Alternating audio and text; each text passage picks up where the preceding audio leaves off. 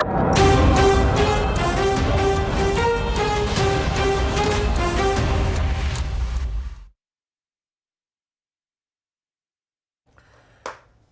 அனைவரையும் ஜெயா பிளஸ் தொலைக்காட்சியினுடைய ஏன் என்ற கேள்வி விவாத நிகழ்ச்சிக்காக உங்கள் அனைவரையும் நான் வரவேற்கிறேன். இந்நிகழ்ச்சியில் இன்றைக்கு மிக முக்கியமாக பேசக்கூடிய நேற்றைய ஒரு தலைப்பினுடைய தொடர்ச்சி.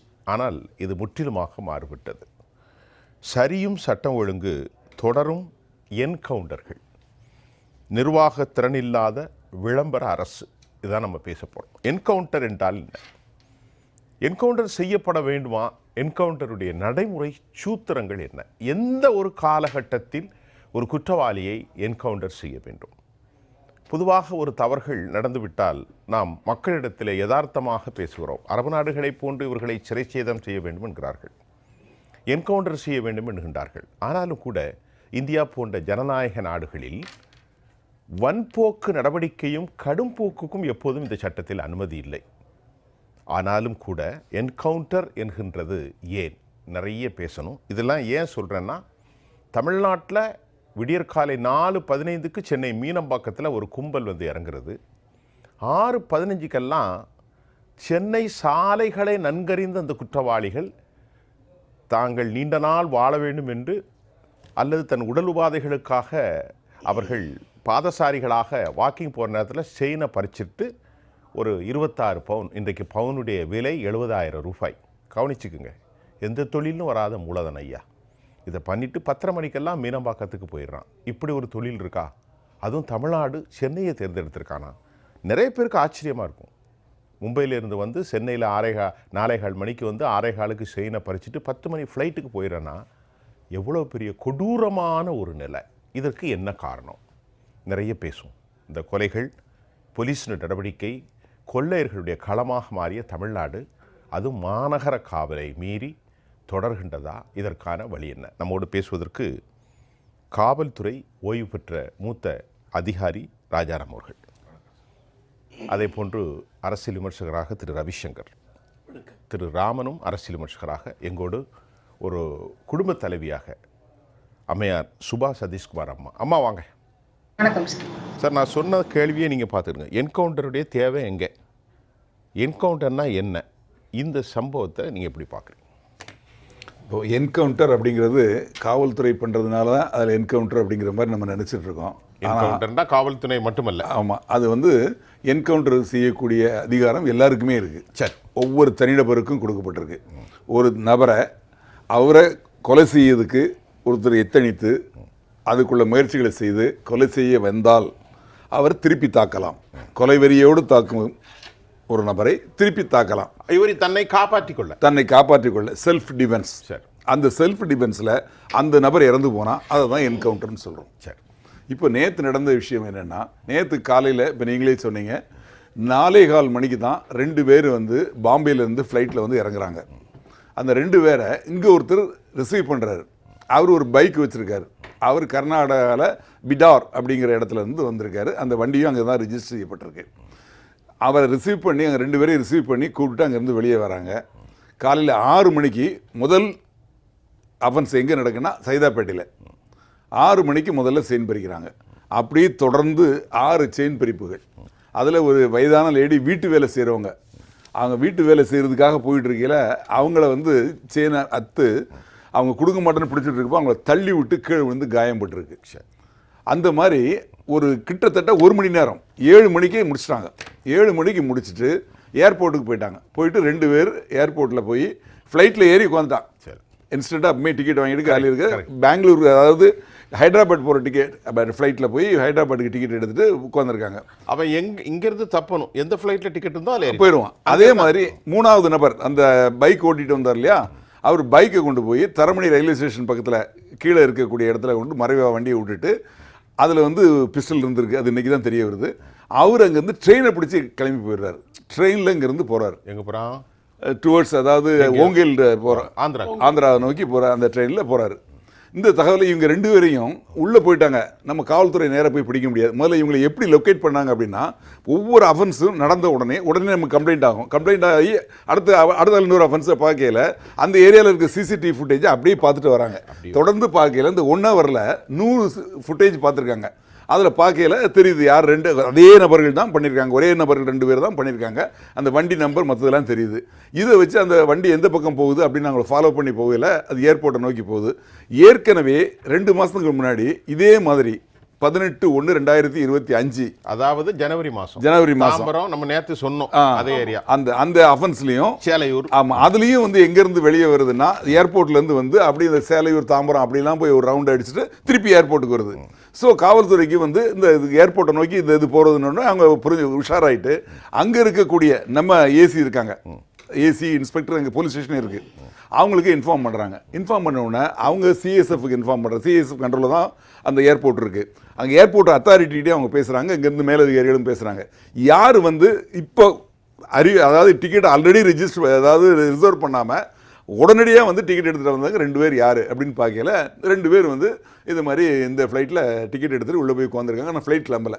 உடனே இவங்ககிட்ட சொல்லி இந்த ஃப்ளைட்டை நிற்க சொல்லிட்டு இவங்க அந்த அதிகாரிகள், ஏன்னா அவங்களை ஏறின ஆன் போர்டு அப்படின்னு வந்ததுக்கப்புறம் அவங்களை இறக்குறது கஷ்டம். என்னன்னா நிறைய ஃபார்மாலிட்டிஸ் இருக்குது. ஆமாம், அப்புறம் ஏர்போர்ட் அத்தாரிட்டிக்கு இன்ஃபார்ம் பண்ணி அவங்களுக்கு இது கன்வின்ஸ் பண்ணி அவங்கள்ட்ட சொல்லி இது மாதிரி இந்த அஃபென்ஸில் சம்மந்தப்பட்டிருக்காங்கன்னு சொல்லி அதுக்கப்புறம் அவங்க 2 பேரும் வெளியே கொண்டு வந்து அவங்கள வந்து அரெஸ்ட் கட்டி அவங்கள கொண்டு வந்து அரெஸ்ட் கட்டில் விசாரிக்கிறப்போ தான் 3வது நபரை சொல்கிறான். அந்த 3வது நபரோட ஃபோட்டோவையும் காட்டுறான்.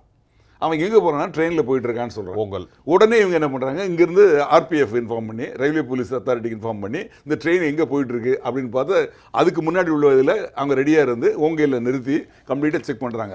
இந்த நபர் என்ன பண்ணிடுறான், பாத்ரூமில் போய் உள்ளே லாக் பண்ணிக்கிறான். அதுக்கப்புறம் தட்டிக்கிட்டி அது திறந்து அவனை பிடிச்சி விசாரித்ததுக்கப்புறம் இன்னாருன்னு தெரிஞ்சதுக்கப்புறம் அவங்க இன்ஃபார்ம் பண்ணிடுறாங்க. நம்ம போலீஸ் அங்கேருந்து போய் அவனும் அரெஸ்டட். இப்போ இந்த இவங்கள விசாரிக்கையில் என்ன தெரியுதுன்னா, இந்த 6 செயின் கிட்டத்தட்ட 25 பவுன் சொல்கிறாங்க. இந்த 25 பவுன் 26 பவுன் நம்ம சொல்கிறாங்க. அவங்க வந்து திருடி இருக்காங்க. ஆளுக்கு 2 செயினாக பிரிச்சுக்கிட்டாங்க. சரி, கொள்ளையடிச்சதை பிரிச்சுக்கிட்டு அவங்க வந்து பாம்பேக்கு போகிறாங்க. இவர் பிதாருக்கு போகிறாரு. பிதாருங்கிற இடம் அது வந்து கர்நாடகாவில் இருக்குது. இவங்க ஏன் பாம்பேலேருந்து வராங்கன்னா, இவங்கெல்லாம் அந்த காலத்தில் ஈரான் நாட்டிலேருந்து அகதிகளாக இந்தியாவுக்கு வந்தவங்க. திரு ராஜாராம்ட்டு ஒரு விஷயம், நீங்கள் ஒரு போலீஸ் துறை மட்டுமல்ல, மிகச்சிறப்பாக நேற்று எங்களோடு பேசும்போது ஈரானிய கொள்ளைக்காரர்கள் என்று சொன்னீர்கள். அப்போது எங்களிடத்தில் தகவல் இல்லை. ஆனால் இன்றைக்கு அது உறுதி செய்யப்பட்டிருக்கிறது. குலாம் முகமது ஹுசைன் என்கின்ற ஈரானிய குரூப், இந்தியாவிலே பவேரியான்னு ஒரு குரூப் இருக்காங்க, அதே போன்று ஒரு கொள்ளைக்காரர். ஆமாம், அதாவது நான் அதை நன்றியை போலீஸ் துறை எங்களுக்கு அறிவிப்பதற்கு முன்பு நாங்கள் அத்தன்டிக்காக செயல்படுவது நம்முடைய ஜெயாபல் தொலைக்காட்சியில் நீங்கள் சொல்லிட்டீங்க ஈரானிய கும்பல். நன்றி நன்றி, ரொம்ப நன்றி. அதாவது இவங்க ஈரானிய கொள்ளையர்கள் அப்படிங்கிறது வந்து இவங்க யார் அப்படின்னா, ஒரு 100 ஆண்டுகளுக்கு 100 இல்லை 200 ஆண்டுகளுக்கு முன்னால் இந்தியாவுக்கு வந்த ஈரான்லேருந்து வந்த அகதிகள் அவங்க வந்து ஈரான் நாட்டுக்கு திரும்பி போகலை, அவங்க இங்கேயே இருந்துட்டாங்க.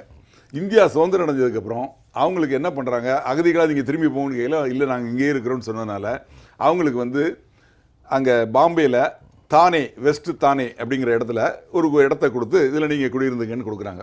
இன்னும் சிலருக்கு இந்த பிதார் அப்படின்னு சொல்லி கர்நாடகாவில் உள்ள ஒரு டிஸ்ட்ரிக்ட் ஹெட் குவார்ட்டர்ஸ் அங்கே இடம் கொடுக்குறாங்க. அங்கே ஒரு டீம் செட் ஆகிறாங்க. இவங்க எல்லாருமே ஒரே சொந்தக்காரங்க தான், ஒரே ஊரை சேர்ந்தவங்க சொந்தக்காரங்க. அவங்க எப்படி இருப்பாங்கன்னா 6 அடி உயரம் இருப்பாங்க, செக்கச்செவேர்னு இருப்பாங்க, அரப்சன. ஆமாம், இவங்க வந்து எல்லா மொழியும் பேச கற்றுக்கிட்டாங்க. அவங்களோட அஃபென்ஸ் அவங்க பண்றதே தவறு என்ன கூட தெரியும் நினைக்கிறேன். ஆமா, எல்லா மொழியும் தமிழ் பேசுவாங்க. ஏன்னா நாளை காலுக்கு ஃப்ளைட்டில் வந்து காலையில் 6 மணிக்கு பிஸ்னஸ் தமிழ்நாட்டில் தானே இருக்கு. டக்குன்னு வேலை பார்க்குறவங்கலாம் அடிச்சுட்டு போகிற பிஸ்னஸ் இருக்குன்னா தமிழ் பேசல. ஆமாம், தமிழும் உங்களுக்கு தெரியும். இந்த இதில் சம்மந்தப்பட்ட பாதிக்கப்பட்ட ஒரு பெண் சொல்லியிருக்காங்க, என்கிட்ட தமிழில் பேசினாங்க. பாருங்க. ஆமாம், எனக்கு இவங்க தமிழ் பேசுவாங்கிறது இப்போ இல்லை, 40 வருஷத்துக்கு முன்னாடி தெரியும். உங்களுக்கு எப்படின்னா, நான் வந்து இங்கே சென்னையில் உதவி ஆய்வாளராக ஒர்க் பண்ணுறப்போ இவங்க என்ன பண்ணுவாங்க, அந்த காலத்தில் 40 வருஷத்துக்கு முன்னாடி சஃபாரி போட்டுக்குவாங்க. அப்போ சஃபாரி கொஞ்சம் ஃபேஷன் இருக்கு. ஆமாம், அப்போ வந்து ஒரு 3 பேர் முக்கியமான ஒரு ஜங்ஷன், அதை எப்படி தேர்ந்தெடுப்பாங்கன்னா, ஆள் நடமாட்டம் அதிகமாக இல்லாத ஒரு முக்கியமான ஒரு ஜங்ஷனில் நின்றுக்குவாங்க. அப்போது அந்த வழியாக போகக்கூடிய வயதான பெண்கள், நிறைய நகை அணிஞ்சிட்டு போகிற பெண்கள்கிட்ட ஒருத்தர் வருவார். அம்மா அந்த பக்கம் போகாதீங்க, எங்கே போகிறீங்க அப்படின்னு கேட்பாங்க. நான் அங்கே போகிறேன்பாங்க. அங்கே ஒரு கலெக்டர் நடந்துட்டு இருக்கு, 2 குரூப்புக்குள்ளே அடிச்சுட்டு வெட்டிக்கிட்டு இருக்காங்க, நீங்கள் இவ்வளோ நகையை போட்டு போகிறீங்க, அந்த மாதிரி போனீங்கன்னா யாராவது கழட்டி எடுத்துருவாங்க, நீங்கள் இந்த பக்கம் போங்க. அதனால் ஐயா இருக்காரு, அவங்க வந்து சப் இன்ஸ்பெக்டரு, ஐயா ஹெட் கான்ஸ்டபிள், நான் வந்து கான்ஸ்டபிள், நாங்கள் இதுக்காக தான் வந்திருக்கோம், உங்களோட பாதுகாப்புக்காக. எல்லாம் சஃபாரியில் நிற்கான். ஆமாம், ஆள் பார்த்து ஆள் நல்ல ஹேர் கட் எல்லாமே அப்படி இருப்பாங்க. அந்த உடனே அந்த அம்மா என்னம்மா செய்யணும், ஒன்றும் இல்லை, அந்த நகைகள் எல்லாம் அங்கே பத்திரமா உங்களுக்கு மடித்து கொடுக்குறோம், நீங்கள் பத்திரமா உள்ளே வச்சுங்க, வீட்டுக்கு போய் நீங்கள் எடுத்து போட்டுங்க அப்படின்னு. ஐயோ இப்படி கூட செய்வாங்களா அப்படின்னு சொல்லி அவங்க நகையை காட்டி கொடுப்பாங்க. தெரியாது, இவங்க மடித்து கொடுப்பாங்க. அதை வாங்கிட்டு அவங்க வீட்டுக்கு போயிடுவாங்க. வீட்டில் போய் திறந்து பார்த்தா அதில் கல் தான் இருக்கும், இல்லை பித்தளையில் ஏதாவது ஒரு துண்டு இருக்கும். அதனால இவங்களை வந்து பித்தளை மாத்தி அப்படிம்பாங்க. அந்த அஃபென்ஸுக்கு பேரு. இது எவ்வளவு நாளைக்கு முன்னாடி? ஒரு 40 வருஷத்துக்கு முன்னாடி சென்னையில் நிறைய நடக்குது. சரி. அப்புறம் அவங்கள பிடிச்சிட்டோம். பிடிச்சி அப்புறம் பார்த்ததுக்கு அப்புறம் தான் தெரியுது அவங்களோட ஸ்லாங்கு தான் கொஞ்சம் வித்தியாசம் இருக்குது. தமிழ் நல்லா பேசுறாங்க.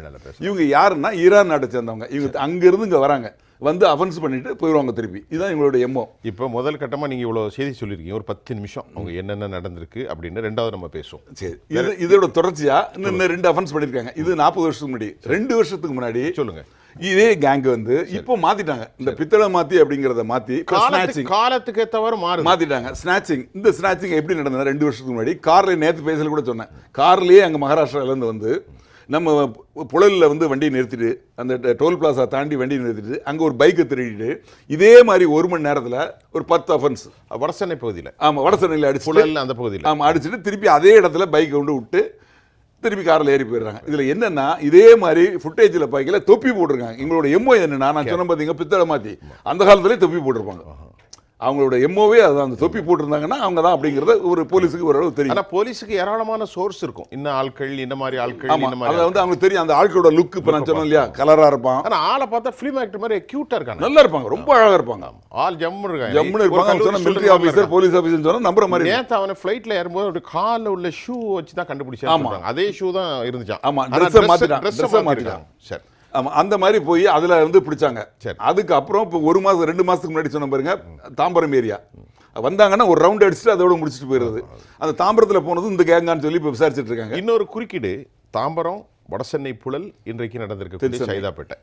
இதை தாண்டி கோயில்களுக்கு வியாபாரம் செய்கிறது ஒவ்வொருத்தனுக்கும் தெரியும். இந்த கோயிலில் இன்றைக்கி அன்னதானம் போடுறாங்கன்னா ரோட்டில் உட்காந்து கரெக்டாக சொல்லுவான், இங்கே இன்றைக்கி திருவிழா, மாத திருவிழான்னு. இவனுக்கு தமிழ்நாட்டை தாண்டி நாடு முழுவதும் இப்படிப்பட்ட தொடர்புகள் இருக்குமா? மற்ற ஸ்டேட்ல எல்லாம் போவானா? எல்லா ஸ்டேட்டுக்கும் போவாங்க, எல்லா மொழியும் பேசுவாங்க, எல்லாம் கற்றுருப்பாங்க. இவங்க வந்து ஏமாத்துறது தான் எங்களோட தொழிலாக இருந்தது. இப்போ ஸ்நாச்சிங்க்கு மாறி இருக்காங்க. இப்போ அதிக அளவில் இந்த பக்கம் நம்ம சென்னை பக்கம் வர்றதுக்கு, தமிழ்நாடு பக்கம் வர காரணம் என்னன்னா, கோல்டோட விலை கொண்டதுனால கொஞ்சம் கிடைச்சா கூட பெரிய லாபம். அதில் பெரிய லாபம். 26 பவுனுங்கும் போது கொஞ்சமாக அது 10 பவுன் பார்த்தீங்கன்னா 7 லட்சம் ஆச்சு. 26 பவுன் என்னாச்சு? 6 7 42, 20 எந்த முதலீடும் கிடையாது. டிக்கெட் எடுத்துகிட்டு வந்தது தான் முதலீடு. பிரியாணி சாப்பிட்டா முதல். அவ்வளோதான். சொல்லுங்கள், எனக்கு கேள்வியே இல்லை, சம்பவத்தை நீங்கள் பேசுங்க, உங்களுடைய பாயிண்ட்டை என்ன சொல்லுங்கள். இது சம்பவம் வந்து குவைட் அலார்மிங் சார். ரொம்ப கேட்குறதுக்கு இப்படியெல்லாம் நடக்குமா அப்படின்னு இருக்கு. ஆனால் இவர் சார் சொன்ன மாதிரி நானும் படித்தேன். ஜனவரி மாதமே நடந்திருக்கு. அப்போ சாயங்காலம் 6லேருந்து 7 வரைக்கும் 10 பேர்கிட்ட இவங்க எடுத்திருக்காங்க. மேபி இவங்களே தானா, இல்லை இதே ஈரானியன் இவங்க தானா, இல்லை வேறு யாராவது கும்பலா, அவங்க எங்கேருந்து வந்திருக்காங்க, அவங்க இது வரைக்கும் அவங்கள பிடிச்சாச்சா, அதில் எவ்வளோ பேர் பிடிச்சாங்க தெரியாது. ஆனால் அது பேப்பரில் போடலை. ஜனவரி மாதம் 10 இது. அதில் வந்து அவங்க ஃபோக்கஸ் பண்ணதெல்லாம் தாம்பரம், சேலையூர், பீர்க்கங்கரணை, மணிமங்கலம், கூடுவாஞ்சேரி, அந்த ஏரியாவில் இது பண்ணிருக்காங்க. 8 இடங்கள்ல 8. அப்போ 10 இடம். அப்போ 10 ஜனவரி மாதம் 10 இடத்துல. அதாவது 18ஆம் தேதி 19ஆம் தேதி பத்திரிகையில் செய்தது. சாயங்காலம் 6லேருந்து 7. கரெக்ட். அப்போ இது பண்ணுறது. ஸோ பட் இந்த தடவை வரும்பொழுது மார்னிங் 4:30 மணிக்கு அங்கே ஃப்ளைட்டு பிடிச்சி வராங்க. பாம்பேலேருந்து வந்தாங்களா ஃப்ளைட்டு, மேபி 4:30 இறங்குறாங்க. 4:30 லேண்ட் ஆகுது. இறங்குறாங்க. இங்கே வந்து ஆள் ரெடியாக இருக்காங்க, பைக் எடுக்கிறாங்க, போகிறாங்க. ஏன்னா அவங்களுக்கு தெரியும் மார்னிங் இந்த டைம் தான் இவங்க அத்தனை பேரும் வாக்கிங் போவாங்க, ஏர்லி மார்னிங் எக்ஸசைஸ், பார்க்கில் இருப்பாங்க, ரோட்டில் இருப்பாங்க, வயசானவங்க போவாங்க, வீட்டு வாசலில் கோலம் தண்ணி தெளித்து கோலம் போடுவாங்க. இந்த அளவுக்கு. ஸோ மார்னிங்கில் கொஞ்சம் அந்த அளவுக்கு விழிப்புணர்ச்சியும் இருக்காது. So this is a right time, போய் பிடிக்கலாம், எடுக்கலாம், ஸ்நாச் பண்ணலாம் அப்படின்னு சொல்லிட்டு பைக்கில் வராங்க. வந்து எல்லாத்தையும் எடுக்கிறாங்க. என்ன ஒரு மெட்டிகுலஸ் பிளான் பாருங்கள். எல்லாத்தையும் எடுக்கிறாங்க. எடுத்து முடித்து சார் ஒரு சொன்ன மாதிரி 7 மணிக்கெல்லாம் ஏர்போர்ட்டுக்கு போயிடுறாங்க. அண்ட் ஏர்போர்ட்டு முன்னாடியே இவங்க இந்த அளவுக்கு பிளான் பண்ணும்போது எனக்கு என்ன புரியல அப்படின்னா, நீங்கள் ரிட்டர்ன் டிக்கெட்டே வாங்கியிருக்கலாமே, ஒன்று எக்ஸ்ட்ரா போனால் போட்டுமே, ஏன் வாங்கலன்னு எனக்கு இல்ல புரியல. அவங்களுக்கு ஆபரேஷன் எப்போ முடியுங்கிற சிக்கல் சரி, வருது. இப்போ அவங்க பிளான் பண்ணி தெரியாதுல்ல, சில டைம்ஸ்ல சந்தர்ப்பம் சரியில்லைன்னா வெயிட் பண்ணணும். பரவாயில்ல, அந்த டிக்கெட்டை கேன்சல் பண்ணி இன்னொரு டிக்கெட் வாங்கிக்கோங்க. லாபம் தான் பெரிய நீங்க தான் லாபம் அடிக்கிறீங்க, இருக்கு. 1000% இல்ல, 21 லட்சத்துல 5000 என்னாச்சு? எக்ஸாக்ட்லி. ராமன் தான் கேட்கணும். ஆமா, அதனால ஏன் அது 21 லட்சத்துல 5000 என்னாச்சு? வேதனை. அதாவது நாம கிண்டலா பேசுறோம், எவ்வளவு பாதிக்கப்பட்டவங்களுக்கு கண்டிப்பா. எவ்வளவு சங்கடம் இருக்கும். என்ன No, சார்? no. அலற விட்டாங்க. சென்னை இல்லைங்க, மாநகரத்துல 1 மணி நேரம். இதுல வந்து கண்டிப்பா நம்ம டிவியில பேசுறது எந்த ஒரு இதையும் கிண்டல் பண்ணவில்லை. அதாவது இல்ல நம்ம யதார்த்தமா பேசுறோம், கண்டிப்பா. கிண்டல் பண்ணக்கூடாது. கண்டிப்பா. ஏன்னா நம்முடைய தாயும் அதான், நம்முடைய சகோதரிகளும் பாதிக்கப்பட்டிருக்காங்களே. ஸோ நான் என்ன சொல்ல வரேன், சென்னை ஏன் சார் சென்னையே ஜனவரியிலும் சென்னை, இப்பவும் சென்னை, முன்னாடி வந்திருக்கீங்களா அப்பயும் சென்னை அப்படிங்கிறச்ச எதனால சென்னையை ஃபோக்கஸ் பண்ண அதுதானே கேள்வியா வச்சேன் ராஜாராம் ஐயாட்ட. அப்படியே நீங்க பார்த்தீங்கன்னா ஸோ அவங்கள பொறுத்த வரைக்கும் Chennai to Bombay, Chennai to Delhi, Chennai to Lucknow, frequency of flights more. எதுலனா இருக்கலாம். ஹைதராபாத். ஆனால் சென்னை டு சாரி, அங்கிருந்து கோயம்புத்தூர், அங்கிருந்து திருச்சி, அந்த அளவுக்கு frequency of flights கிடையாது. சிக்கிக்கிட கூடாது. ஆமா, அது மட்டும் இல்லாம ஏர்போர்ட் வந்து இது ரொம்ப கன்ஜஸ்டடா இருக்கும். எக்ஸாக்ட்லி. அதனால ஒரே உங்களுக்கு கூட்டமா இருக்கும். கூட்டமா இருக்கும். அந்த அளவுக்கு உங்களை பண்ண ஐடென்டிட்டி முடியாது. ரிவீல் பண்ணாம சீக்கிரம் போயிடலாம். ஸோ அந்த ஒரு ஆனால் இதுவா வச்சுட்டு நாளைக்கு இவங்க சென்னையை நீங்க ஃபோக்கஸ் பண்றீங்களா போலீஸு, சரி சென்னையிலேயே இருங்க, நாளைக்கு இவங்க மதுரையை அட்டாக் பண்ணலாம், தெரியாது. நாளைக்கு இவங்க கோயம்புத்தூர் அட்டாக் பண்ணலாம், தெரியாது. திருச்சியை பண்ணலாம், பண்ணலாம். ஸோ இவங்க என்ன மோடல்ஸ் இது தெரியாது, எப்படி பண்ணுறாங்க தெரியாது. ஆனால் ஒன்று மட்டும் என்னால் சொல்ல முடியும், இதை வந்து காவல்துறை சார் ஆரம்பித்த ஒரு 3-4 மணி நேரத்தில் காவல்துறை கண்டுபிடிச்சிட்டாங்க. I appreciate, very good job, well done. ஆனால் என்னோடய பாயிண்ட் என்ன அப்படின்னா, ஸோ இந்த மாதிரி நடக்கும்பொழுது பெசன்ட் நகர், திருவான்மியூர், இந்திரா நகர், சாஸ்திரி நகர் எல்லா இடத்தையும் அட்டாக் பண்ணல. எல்லாம் எப்படிப்பட்ட இடங்கள் பாருங்க. ஆமா, எது பற்றவாக்கம், கூடுவாஞ்சேரி இல்ல, பெசன்ட் நகர், சாஸ்திரி நகர், இந்திரா நகர், கிண்டி கொண்டு வந்து எல்லாமே முக்கியமான இடங்கள். எல்லா இடத்துலையும் நீங்களும் சொல்றீங்க, என்ன சொல்றீங்க, மார்னிங்ல பெட்ரோலிங் இருக்கு, போலீஸ் வேன்ல போவாங்க, இது பண்ணுவாங்க, போலீஸ் கான்ஸ்டபிள் சுத்துவாங்க, எல்லாம் சரி. இதையும் மீறி ஏர்லி மார்னிங் 5:30 6:30 7 அத்தனை பேர் அட்டாக் பண்றானா? ஸோ அவன் தெரிஞ்சு வச்சிருக்கான். உங்ககிட்ட நீங்க போட்டிருக்கீங்க இல்லையா ரெக்வயர்ட் நம்பர் ஆஃப் போலீஸ், அது கம்மியா இருக்கு, அவனுக்கு தெரியாது. தெரியாம வரமாட்டான்ல உயிரை. அதாவது இது தற்கொலை தாக்குதல் மாதிரி தானே, அவன் என்ன வேணாலும் சுடப்படலாம். ஆமா, அதை மீறி தானே வர்றான். ஸோ இல்லை, அதனால நான் என்ன சொல்ல வரேன் சார், நான் இங்கே போலீஸ் பெட்ரோலிங் வெஹிக்கிள் இருக்கு அப்படின்னாலே இந்த பக்கம் போகிறவங்க யாரும் நான் அட்டாக் பண்ண மாட்டேன். ஓகே, ஆனால் இவங்க என்னுடைய யூகம் என்ன அப்படின்னா, எவ்வளோ தடவை முன்னாடி பார்த்துருக்கலாம், இவங்க சுற்றி வரத்துக்கு போலீஸ் அந்த வெஹிக்கிள் அப்படியே போயிட்டே இருக்காங்களா, சுற்றி வராங்களா, அரை மணி நேரம் ஆறுதா, அப்போ இந்த பக்கம் போயாச்சா, போனதுக்கப்புறம் லேட்டஸ்ட் அட்டாக். கரெக்ட், இவங்களை அட்டாக் பண்ணலாம். நிதானமாக செய்வாங்க.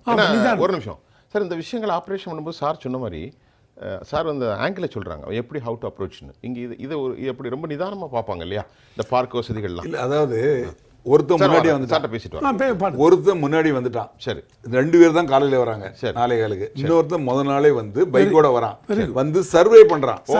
எந்த இடத்துல வந்து போலீஸ் நடமாட்டம் கம்மியா இருக்கு, எந்த இடத்துல லேடிஸ் காலையில வாக்கிங் அதிகமா போறாங்க, எந்த இடத்துல வந்து நம்ம பண்ணோம்னா பப்ளிக் வந்து நம்மளை அட்டாக் பண்ணி பிடிக்க முடியாது, காவல்துறை பிடிக்க முடியாதுங்கிறத பார்த்துட்டு இவங்க எந்த வழியா போய் எந்த வழியா வந்து எந்த வழியா நம்ம ஒரு ஸ்கீம் போடுறான். அவன் அந்த ஸ்கீம் பிரகாரத்தை காலையில் அவங்க வந்த உடனே அவங்களை வண்டியில் ஏற்றிக்கிட்டு இவங்க வந்து அந்த ரூட்டை காட்டி அதில் போய் போடுவோம். அதுக்கு முன்னாடி ப்ரீ பிளானாக தான் இருக்குது எல்லாமே. நிச்சயமா. சரி, ஸோ அந்த மாதிரி நீங்கள் போடும்பொழுது மார்னிங் எந்த அவர் 4லேருந்து 4:30 மணிக்கு வந்துட்டீங்க, இறங்கிட்டீங்க, 5:30 6 எப்படி நம்பர் ஆஃப் பீப்புள் அதிகமாக போயிட்டு இருப்பாங்களா ரோட்டில், இல்லை 6லேருந்து 7 அதிகமாக இருக்குமா? எந்த சமயத்தில் இந்த ஏரியாவில் மார்னிங் வாக் போகிறவங்க கம்மியாக இருப்பாங்க, அந்த ஏரியாவை செலக்ட் பண்ணுறேன். சரி, திஸ் டைம், இந்த டயத்தில் கம்மியாக தான் இருப்பாங்க, தைரியமாக அட்டாக் பண்ணு. அந்த ஏரியாவில் 6 7 மணிக்கு மேலே கூட்டம் வந்துடும், 7 மணிக்கு முன்னாடியே அட்டாக். இந்த அளவுக்கு மெட்டிகுலஸாக பிளான் பண்ணி இருந்தால்தான் இதை பிடிக்க முடியும். ஸோ இதை வந்து காவல்துறை இதை தடுக்க முடியுமா? தடுக்கணும். அதுதான் அடுத்த வைக்க போகிறோம். இப்போ அழகாக சொல்லிட்டோம், இவர்கள் பவேரியா இல்லை, ஈரானில் வந்தவர்கள் எப்படி சேர்ந்திருக்கிறார்கள். முகமது ஹசன், குலாம் முகமது ஹசன் சுடப்பட்டிருக்கிறார், கொல்லப்பட்டிருக்கிறார். ஓகேலுக்கு போகும்போது முடிச்சிருக்கிறான். இவனுடைய சைட் என்ன? பூந்தமல்லியில் ஏற்கனவே நடந்தது, வட சென்னையில், தென் சென்னையில், இன்னைக்கு மத்திய சென்னை, 3 இடம் நடந்துச்சு. மணிமங்கலம், தாம்பரம், ஒரு ரீஜன் எப்படிலாம் வந்திருக்கான். 4:15 வந்து இறங்கி டீயை குடிச்சிருக்கான், கதையை முடிச்சிருக்கான், ஏழைகாலுக்கு ஏர்போர்ட் போயிருக்கான், கண்டிப்பாக டிஃபன் சாப்பிட்டு பிரியாணி சாப்பிட்றதுக்கு போகிறான், ஆள் சிக்கிக்கிறான். அப்போ இப்போ தான் நம்ம வேலை நடக்க போகுது. அரசு என்ன செய்ய போகுது? அடுத்த கேள்வி ராமன் சார். கடந்த 26 ஆண்டில் 148 என்கவுண்டருக்கு நம்முடைய தமிழ்நாட்டில் போட்டிருக்காங்க. இந்த காட்சியை பொறுத்த வரைக்கும் ஏற்கனவே நம்முடைய கடந்த காலத்தில் பார்த்திங்கன்னா சந்தன வீரப்பன், அதுபோல் பங்குகுமார், மணல்மேடு மோகன், அயோத்தியக்கப்பன் வீரமணி, சமீபத்தில் ஆம்ஸ்ட்ராங் இதில் விவகாரத்தில் வந்து திருவேங்கடம், காக்காத்தோப்பு பாலாஜி, இது மாதிரி பல இதில் போட்டிருக்காங்க. ஆனால் இன்றைக்கி 2 நாளுக்கு முன்னால் இந்த ஈரானிய கொள்ளை கும்பல் பார்த்திங்கன்னா இந்த உலக அளவில் பார்த்திங்கன்னா தீவிரவாத அமைப்பு, பயங்கரவாத அமைப்பு, சட்டவிரோத அமைப்புன்னு ஒவ்வொருத்தரும் ஒரு பிராண்டை வச்சுக்கிட்டு உலகம் ஃபுல்லாக தன்னுடைய அமைப்புக்கு ஆட்களை திரட்டுவாங்க. இதில் 100 பேரை திரட்டும்போது ஒருத்தர் மாட்டிக்கிடுவான். அதே போல் இந்த ஈரானிய அமைப்பு வந்து இந்தியா முழுவதும் தன்னுடைய கட்டமைப்பை உருவாக்கி இது நல்ல பயிற்சி கொடுத்து டெமோ காட்டி எல்லாம் ஒத்திகை பார்த்து நான் இப்போ பாருங்கள் 6 மணி டு 7 மணிக்கு இவ்வளோ நடந்திருக்கு. ஆனால் அதில் என்னென்னா அவன் எவ்வளோ கஷ்டப்பட்டு ஃப்ளைட்லையோ இறங்கி நீ அப்படி வா நான் ஃப்ளைட்டில் வந்துடுறேன், எனக்கு டைம் இத்தனை மணிக்கு முக்கியம், 1 hour தான் டைம், இதுக்குள்ளே நம்ம எல்லாம் முடிச்சோன்னு எவனும் மாட்டிக்கூடாது, ஸ்ட்ராங்காக இருக்குன்னு பழைய காலத்தில் சினிமா படத்தில் 007 படத்துலலாம் பெரிய இந்த திகில் படத்தில் வரல ஒரு மேப்பை வைப்பாங்க. இந்த இடத்துல விமானம் இறங்கும், இங்கிருந்து நேராக வேசர்பாடி உங்கள் வழியாக நம்ம பெசன்னரில் போகிறோம், 6 மணிக்கு வாக்கியம் போவாங்க. ஆம்பளை தொடாத, எல்லாம் பெண்களே தொடுங்க, ஏன்னா டக்குன்னு அடுத்தோன்னா செயினோட கையை காலை வெட்டிடாதீங்க, செயினை மட்டும் அடுத்துட்டு ஓடிடுவோம் சொல்லிட்டு எல்லோரும் சங்கமிச்சுங்க வரணும். எல்லாம் முடிஞ்சிருக்கேன், தொப்பி வச்சுருங்க, கேமரா வச்சுருங்க, எல்லாம் பக்காவாக ட்ராமா. அதாவது எப்படி சினிமா படத்தில் வர அந்த திகில் காட்சி வருமோ அதே போல் இந்த ஈரானிய கொள்ளை கும்பல் மிகப்பெரிய திட்டம் போட்டு இந்தியா முழுவதும் பண்ணிட்டு அவங்களுக்கு தலைவிதி என்னென்னா தமிழ்நாட்டில் வந்து மாட்டிக்கிட்டாங்க. அப்போ தமிழ்நாட்டில் இன்னைக்கு அந்த 1 hour மேட்டரில் சென்னை வாழ் மக்கள் மட்டும் இல்லை, தமிழ்நாட்டில் நடந்து போகிற வேலைக்கு போகக்கூடியங்க, காய்கறி விற்க போகிறவங்க எல்லாருக்குமே, ஏன்னா தமிழ்நாட்டு பெண்களை பொறுத்த வரைக்கும் கண்டிப்பாக ஒரு கழுத்தில் வந்து ஒரு சவரத்துக்காவது செயின் இல்லாமல் இருக்காது. நம்முடைய பாரம்பரியம். ஆமாம், அது பாரம்பரியம். நீங்கள் எப்படிப்பட்ட ஏழை குடும்பம் இருந்தாலும் கையில் அட்லீஸ்ட் ஒரு அந்த தாலி செயினாவது பார்த்தீங்கன்னா ஒரு குண்டு மேலே இல்லாமல் இருக்காது. அப்படிப்பட்டத்தில் வந்து ஏழை பெண்கள் நடந்து போகிறாங்க, வசதி வாய்ப்புகள் நடந்து வாக்கிங் போகிறாங்க. போகும்போது ஒரு செயின் இன்றைக்கி 7,000 விற்கிது சார், இன்றைக்கி ஒரு சவரம் 7,000 விற்கிது. கள்ள விலைக்கு, அதாவது பிளாக்ல விற்றா கூட 40,000. நாய் விற்றா பணம் குறைக்குமா என்ன? குறைக்காது. கிடைச்ச வரை லாபம். இதை வாங்குறதுக்குன்னு வேற குரூப் இருக்கான். ஆமாம், இது வாங்குறதுக்குன்னு ஒரு குரூப் இருக்குது. அது அதை வாங்குறதுக்கு மிகப்பெரிய மாஃபியா டீம். அது பெரிய ஜுவல்லரி, பெரிய டீலிங் உள்ளது. உருக்கி எடுத்து கம்ப்ளீட்டாக காலி பண்ணிடுவாங்க. எப்படி இரும்பையும் இதெல்லாம் உருக்குறாங்க. அந்த மாதிரி வந்து இந்த டீம் பண்ணும்போது என்னென்னா தமிழ்நாடு முழுவதும் இது பெரிய அதிர்ச்சியாலையை வந்து மக்கள் மத்தியில் ஒரு பெரிய அதிர்வாக இருக்கும்போது அப்போ இதுக்கு ஒரு ஆப்ரேஷன் பண்ணி ஆகணும். இதுக்கு ஒரு ஆப்ரேஷன் பண்ணால் தான் காவல்துறை மீது ஒரு நம்பிக்கை மக்களுக்கு பெறும் என்ற ஒரு நிலைப்பாடை உருவாக்குறாங்க. அந்த உருவாக்குன பிறகு தான் அதனுடைய இதுதான் ஒரு என்கவுண்டரை போட்டு இது ஆப்ரேட் பண்ணி சக்ஸஸாக அதை முடிக்கிறாங்க. ஏன்னா அண்ணன் ராஜாராம் சொன்னார் பார்த்தீங்களா, அவர் எல்லாமே தெரியும். அதனால தான் அந்த ஈரானிய கொள்ளை கும்பல் எப்படிலாம் செயல்பட்டாங்க, எப்படிலாம் வந்தாங்க, இப்படின்னு. இன்றைக்கி ரவுடிகள்னு நீங்கள் என்கவுண்டர் போடுறாங்க. ஆனால் ரவுடிகள் இன்றைக்கி பொறுத்தவரை சமீப காலத்தை பார்த்தீங்கன்னா ரவுடிகள் எல்லாமே சிறைச்சாலையிலேருந்து ரிமோட் பண்ணுறாங்க. பெரும்பாலும் ஜெயிலில் இருந்தால் எல்லாம் ரிமோட் பண்ணி உள்ளே எல்லாமே இந்த சிட்டிங் எல்லாம் சிண்டிகேட் மாதிரி தான். எல்லாம் உட்காந்து எடுத்து பேசி அந்த கம்பெனி வாட்ட போய் கேளு பாரு, நான் சொன்னேன்னு சொல்லி முடிஞ்சு போச்சு. அங்கேருந்து ரெப்ரசன்டேட்டிவ் வருவாங்க, ஐயா சொன்னால் ஃபோனில் பேசுங்க, ரைட் முடிஞ்சு போச்சு. அதில் ஒரு டீம் அப்படி பண்ணுவாங்க. அப்புறம் இல்லையும் வெளியில் வந்தோம்னா நான் திருந்தி வாழ்கின்றேன் என்ன ஒரு தனக்கு தேவையான ஒரு அரசியல் கட்சியில் கவசமாக போய் அது ஜாதி ரீதியாக இருந்தாலும் சரி, கட்சி ரீதியாக இருந்தாலும் எதுவாக ஒரு அமைப்பு. ஒரு பாயிண்ட், அரசியல் கட்சிகள் சாதி மத பேதம் இல்லாமல் இந்த ரவுடிகளை ஏற்றுக்கொள்வதற்கு எல்லாருமே ஒருங்கிணைத்து தான் இருக்கிறார்கள். அதை நான் பதிவு செய்யல. அதுக்கு என்ன காரணம்? தேசிய கட்சிகளும் சரி, மாநில கட்சிகளும் இல்ல அதுக்கு என்ன காரணம் சார் வந்து லிஸ்டே இருக்கிறாங்க. இல்ல அதுக்கு என்ன லிஸ்ட் கொடுத்தாங்க, உடனே அவங்க ஒரு லிஸ்ட் கொடுத்தாங்க. இல்ல அதுக்கு என்ன காரணம் சார்? அந்த லிஸ்ட்ல இருக்கவங்கள அவங்க கட்டி விட்டு வெளிய அனுப்பல சார். அதுக்கு என்ன காரணம் சார்? இன்னைக்கு அரசியல் செய்ய வேண்டுமானால் பணபலம் தேவை. அந்த பணபலத்தை உருவாக்க வேண்டுமானால் ரவுடிகள் தேவை. நீங்கள் சுஃபியான் சார் நடந்து போகிறீங்க, நேரம் ஒருத்தர் வராது, என்ன 5 பைசா ஐயா அந்த போய் ஆள் படி பாஞ்சு விட்டுருங்க. அதே நீங்கள் தொழில் ரீதியாக ஒரு பிஸ்னஸ் ரீதியாக பண்ணிங்களா, நீங்கள் இந்த மாதிரிலாம் பண்ணுறீங்க, எனக்கு டொனேஷன் வேணும், நீங்கள் நேரடியாக கேட்டால் மேலாம் இறங்குப்படாது சார். 1 லட்ச ரூபா கொடுப்பீங்க, நான் அடித்து கேட்டால் 10 கோடி கொண்டு வந்து கொடுப்பீங்க. எனக்கு 1 லட்சம் பெருசா 10 கோடி பெருசா என்பது இந்த ரவுடிகள் தான் தேவை. இது ஆட்சியில் மட்டுமல்ல, அதிகார வர்க்கத்தில் இருக்கிறவங்களுக்கும் ரவுடியை வச்சு தான் இயக்க வேண்டிய பல சூழ்நிலை இருக்கின்றனால் பல்க் ரவுடி A+ ரவுடிகள் எல்லாமே அரசியல் பின்புலத்தில் இருக்கின்றார்கள். அதில் பாதி ரவுடிகள் சிறைச்சாலைகள் உள்ளே இருந்து ரிமோட் பண்ணுறாங்க. அந்த மாதிரி உள்ள நிலைப்பாடுகள். ஆகவே தான் ரவுடிகளுக்குள் ரவுடிகள் மோதல் தான். எங்கேயாவது வெட்டு குத்து பிறகு ரவுடிகள் தான் மோதுறாங்களே தவிர்த்து சாமானிய ஆட்களும் கிடையாது. இதுக்கு முத்தும் போது தான் காவல்துறை ஒரு லிஸ்ட் எடுக்கிறாங்க. இனிமேல் இவனை வச்சா மது நாட்டுக்கும் கேடு வீட்டுக்கும் கேடு என்பது போல ஒரு நிலைப்பாடு அவங்க வந்துடுவாங்க. ஒரு என்கவுண்டர் போட்டுவாங்க. இப்போ சந்தன வீரப்பன் மேட்டர் உங்களுக்கு தெரியும். எவ்வளோ பிரச்சனைகள், இத்தனை கோடி அதுக்காக செலவு பண்ணி 2-3 மாநில அரசுகள் எவ்வளோ செலவு பண்ணி கடைசியில் தான் அதுக்கு ஒரு முடிவு வந்தது. அதுக்கு எவ்வளோ பேரை அது பலிதானமாக்கி எவ்வளோ காவல்துறை அதிகாரி ராஜாராம் சாரனுக்கு தெரியும். எவ்வளோ காவல்துறை அதிகாரிகள் அதுக்குன்னு பல வருஷமாக வேலைக்கே போகாமல் மப்டியில் போய் அந்த முகாமிலே போட்டு காட்டுக்குள்ளே போய் தங்கி எடுத்து எவ்வளோ கஷ்டப்பட்டு பண்ணாங்க. அதனால் ரவுடிகளை என்கவுண்டர் பண்ணுறது சாதாரண விஷயம் கிடையாது. ஆனால் இன்னைக்கு நடந்த இந்த செயின் ஸ்நாச்சிங் விஷயத்தில் வந்து இன்னைக்கு வந்து இந்த மேட்டரை பண்ணால் தான் மக்களுக்கு நிம்மதியான ஒரு நிலைப்பாடு உருவாக்க வேண்டும் என்று முதல் உதவியான ஒரு நிலைப்பாடு தான் காவல்துறை செஞ்சிருக்கு. நம்மோடு பெண்களின் சார்பாக இப்போ அவங்களுக்கு ஒவ்வொரு டாபிக் கொடுப்போம். இன்னைக்கு நம்முடைய சுபா சதீஷ்குமார் அம்மா வணக்கம். வணக்கம் சார். சரி அம்மா, இப்போ இதில் உங்கள்கிட்ட நாங்கள் கேட்பதற்கு ஏராளமான கேள்விகள் இருந்தாலும் ஒரு புள்ளியை தொடுறோம். இதில் பாதிக்கப்பட்டது அனைத்தும் பெண் பிள்ளைகள், பெண்கள் தான், வயதான மக்கள். வேலை செய்த ஒரு நகையெல்லாம் அவர்கள் பறித்திருக்கிறார்கள். இந்த விவகாரத்தில் சட்ட ரீதியாக என்கவுண்டர் செய்யப்பட்ட ஒரு விவகாரமும் மற்ற விவகாரங்களை எல்லாம் நம்முடைய ஆளுமைகள் 3 பேரும் பேசுகிறாங்க. அம்மா, நீங்கள் எப்படி பார்க்குறீங்க இந்த விவகாரத்தை, உங்களின் பார்வை? அதாவது இவங்க இந்த குறிப்பிட்ட கொள்ளையர்கள் வந்து இடத்த அந்த மனுஷங்களை தேர்ந்தெடுத்திருக்காங்க இல்லைங்களா, வாக்கிங் போற பெண்கள்னு சொல்லிட்டு. பொதுவாகவே பாத்தீங்கன்னா 40+ இருக்கிறவங்க தான் வாக்கிங் போவாங்க, கொஞ்சம் நிதானமா நிறுத்தி வாக்கிங் போறவங்க. சோ அப்ப அவங்க உடல் ரீதியாக அவங்க கொஞ்சம் வந்து தளர்வா இருப்பாங்க. அவங்க கிட்ட வந்து இவங்களோட அந்த ஒரு ஃபோர்ஸை காமிக்கும் போது ஈஸியா அவங்க கிட்ட இருந்து செயினை ஸ்நாச் பண்ணிட்டு போயிடலாம் அப்படிங்கறத ஒண்ணு அவங்க எடுத்திருக்காங்க. ரெண்டாவது, இங்க என்ன மாதிரியான ஒரு விஷயங்கள் நடக்குது அப்படின்னு பாத்தீங்கன்னா, தொடர்ந்து பெண்களுக்கு எதிரான குற்றங்கள் தமிழகத்துல அதிகரிச்சிட்டு இருக்கு. அது வந்து ஸ்னெயின் ஸ்டாச்சிங் அதுல ஒரு பார்ட்டா தான் நான் பாக்குறேன். ஏன்னா நம்ம பேசிக்கொண்டிருக்கும் இன்று கடலூர்ல சும்மா வீட்டுக்குள்ள இருந்த ஒரு பொண்ணை வீட்டை வந்து கதவை தட்டி மிரட்டி பாலியல் வன்புணர்வு கொடுமை செஞ்சிருக்காங்க கடலூர்ல. இதே பாத்தீங்கன்னா வேலூர்ல ஒரு கர்ப்பிணி பெண்ணை நம்ம வந்து கொடுமைப்படுத்தினாங்க, ஓடும் ட்ரெயின்லங்கிறத கூட நம்ம பார்த்தோம். சோ குழந்தைல இருந்து பல்லு போன பாட்டி வரைக்கும் கர்ப்பிணி பெண்களை கூட விடாம தொடர்ந்து இங்க வந்து பிரச்சனை தரும் மாதிரியான ஒரு சூழ்நிலை தான் இன்று பெண்களுக்கு வந்து இங்க அதிகமா இருக்கு. இங்க ஸ்ட்ரெயின் ஸ்டாச்சிங் அப்படிங்கறத பொறுத்த வரைக்கும் என்னன்னா, மது போதை அது வந்து ஒரு முக்கியமான விஷயமாக பார்க்கப்படுது. பிப்ரவரி 25 மார்ச் மாசத்துக்குள்ள நீங்க பாத்தீங்கன்னா கிட்டத்தட்ட 37 கொலை நடந்திருக்கு சார் தமிழகத்துல. 37 கொலைகள். அதுல வந்து 11 கொலைகள் வந்து மது போதையினால நடைபெற்று இருக்கு. இதுன்னு சொல்ல போனா 10க்கும் மேற்பட்ட ரவுடிகள் சுட்டு கொல்லப்பட்டிருக்காங்க. இதுதான் விஷயம். இப்போ வந்து சார் சொன்னார் இல்லைங்களா, என்கவுண்டர் வந்து போலீஸ் மட்டும் செய்ய வேணாம், ஏன்னா ஒருத்தங்க தற்காத்து கொள்வதற்காக அந்த குற்றவாளியை அதாவது சுட்டா கூட இல்லைன்னா அவங்களை கொன்னா கூட அது என்கவுண்டர் வகையில தான் சாரும்னு சொல்லிட்டு. ஆனா சாமானியர்கள் அதை கையில் எடுக்கும் போது எந்த மாதிரியான ஒரு பாதுகாப்போ இல்லைன்னா எந்த மாதிரியான ஒரு சூழ்நிலையை அவங்க சந்திக்கிறாங்க அங்கதான் நீங்க பாக்கணும்.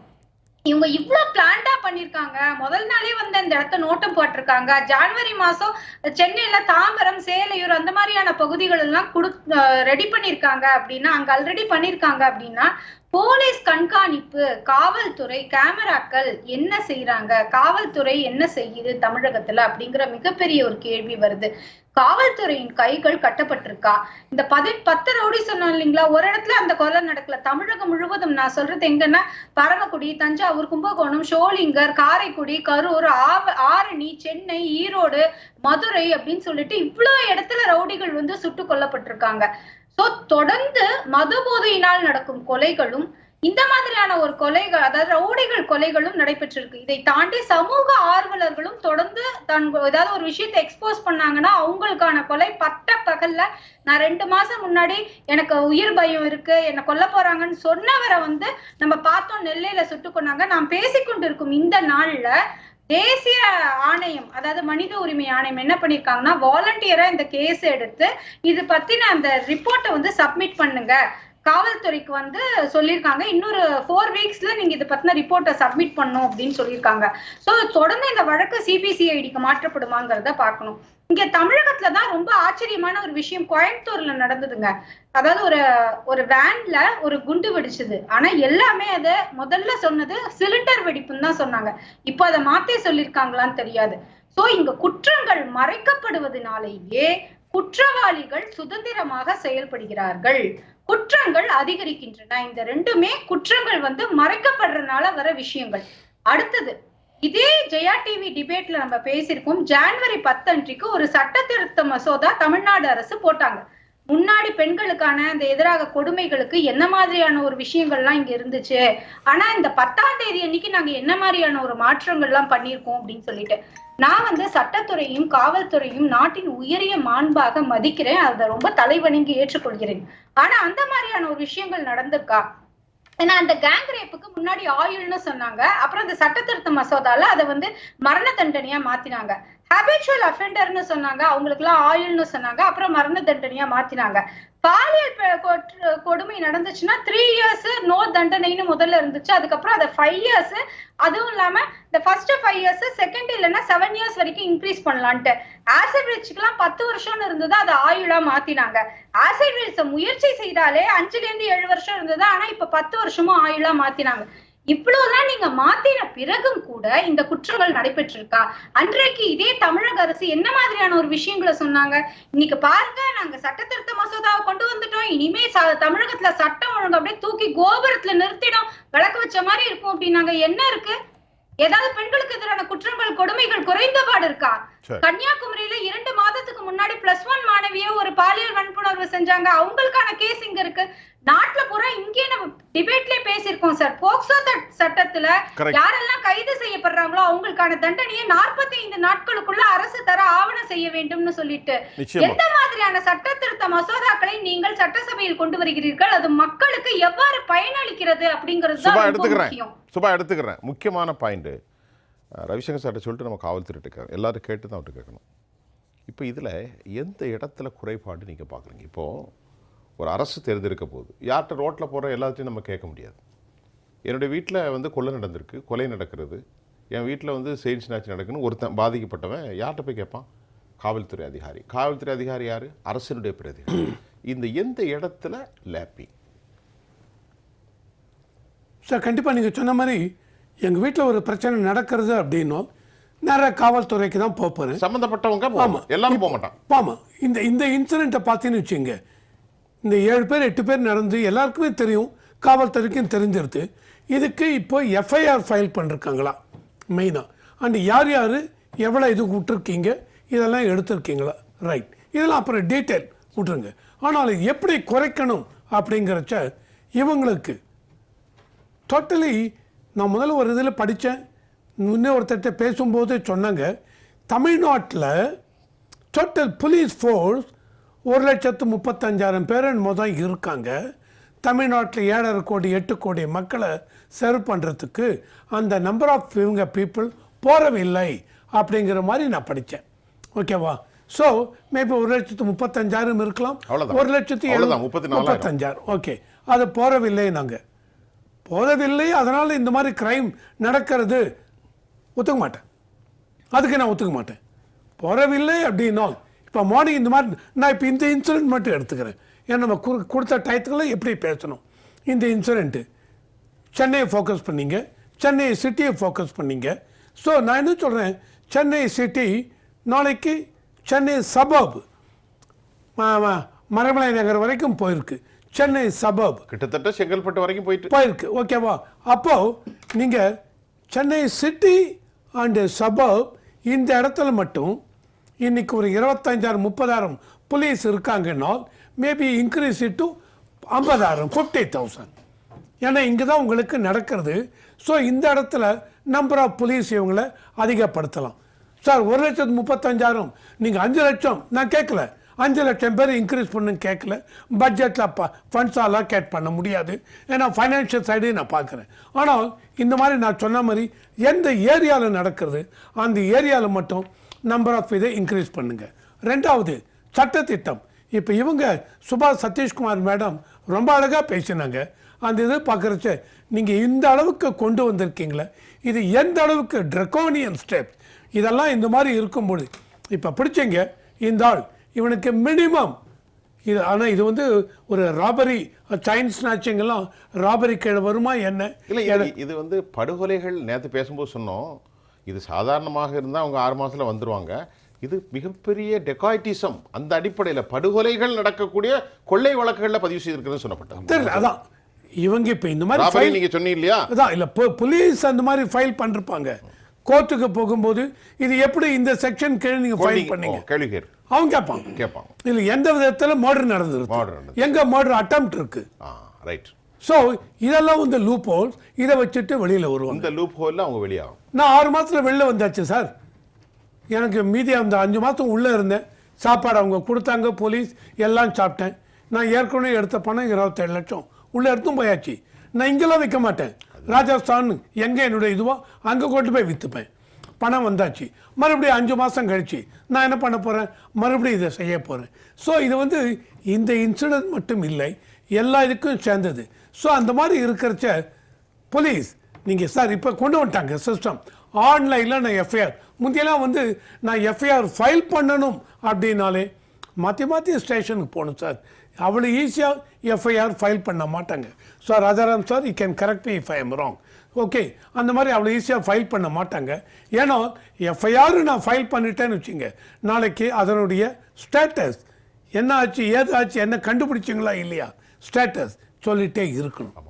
ஸோ இதை வந்து பார்க்குறச்ச போலீஸ் இதோடு நான் கொண்டு முடிக்கலை, தமிழ்நாட்டு அரசாங்கத்துக்கும் எடுத்துகிட்டு போகிறேன். இந்த மாதிரி இவ்வளவு நடக்கிறது. இது வந்து இப்போ நேற்று நடந்ததெல்லாம் செயின் ஸ்நாச்சிங். இதுக்கு முன்னாடி இப்போ அவங்க சுபா மேடம் இப்போ சொன்னதெல்லாம் பார்த்தீங்கன்னு வச்சுங்க, பெண்களுக்கு அகென்ஸ்டாக, சில்ட்ரனுக்கு அகென்ஸ்டாக எந்த அளவுக்கு வன்முறையெல்லாம் நடக்கிறது அதையெல்லாம் சொல்கிறச்ச லா அண்ட் ஆர்டர் ப்ராப்ளம். இதை லா அண்ட் ஆர்டர் ப்ராப்ளத்தை எப்படி நீங்கள் இதை, ஏன்னா மக்களுக்கு பொதுவாக என்ன தோன்றுது சார், வராங்க சார் அங்கே ஹோட்டலுக்குள்ளே பூந்து அடிச்சிடுறாங்க, இதில் பூந்து அடிக்கிறாங்க, கடையில் பூந்து அடிக்கிறாங்க, இவங்களுக்கு நாளைக்கு என்ன பண்ணீங்க, இவங்களை அரெஸ்ட் பண்ணீங்களா, அரெஸ்ட் பண்ணால் ஒரு வெளில வந்துட்டார், என்ன பண்ண போகிறீங்க, கொலை நடக்கிறது, கொள்ளை நடக்கிறது, ஆம்ஸ்ட்ராங் இது, இந்த இது, அந்த காங்கிரஸ் ஒரு ஜெயக்குமார் என்னமோ. ஸோ இது எல்லாமே உள்ள வரைச்ச மக்கள் மத்தியில் சார் லா அண்ட் ஆர்டர் ரொம்ப இதுவாக இருக்கா அப்படி ஒரு பெரிய apprehensions, it may be a panic. S.